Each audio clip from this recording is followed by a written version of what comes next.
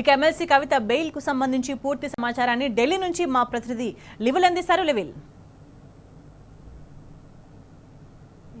మద్యం పాలసీలో అక్రమ కేసులు పెట్టి అరెస్ట్ చేసిన ఎమ్మెల్సీ కవితకి వాళ్ళ సుప్రీంకోర్టులో తీర్పు వెలువరించారు. సుప్రీంకోర్టులో బెయిల్ మంజూరు చేస్తూ ఈ కొద్దిసేపటి క్రితమే తీర్పు వచ్చింది. ఈ నేపథ్యంలో మరి కాసేపట్లో తిహార్ జైలు నుంచి ఎమ్మెల్సీ కవిత విడుదల కానుంది.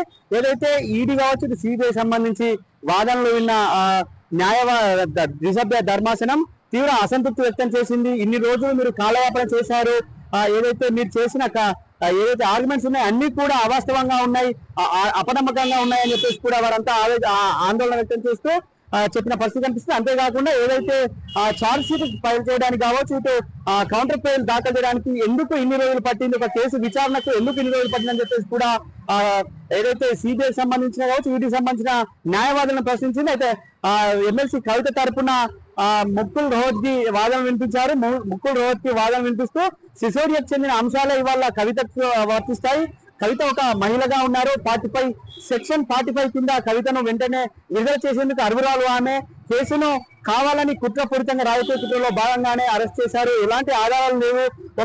ఎవరైతే అప్రూవర్ గా మారారో వారు చెప్పిన వారిని ఎలా మీరు కేసుగా భావిస్తారని చెప్పేసి కూడా ముకుల్ రోహత్గి వాదన వినిపించారు. దాన్ని ఏకీభవించిన ద్విసభ్య ధర్మాసనం బెయిల్ మంజూరు చేస్తూ విడుదల చేసేందుకు ఆర్డర్స్ ఇచ్చింది. మరి కాసేపట్లో తిహార్ జైలు నుంచి ఎమ్మెల్సీ కవిత విడుదల కాలని దీనికి సంబంధించి ఇప్పటికే అన్ని ఏర్పాట్లు కూడా పూర్తయ్యాయి. అంతేకాకుండా ఇవాళ ఏదైతే న్యాయమే గెలిచింది, తెలంగాణ వ్యాప్తంగా కూడా ఇవాళ ధర్మమే గెలిచిందని చెప్పేసి కూడా సంబరాలు చేసుకుంటున్నారు, హర్షం వ్యక్తం చేస్తున్నారు.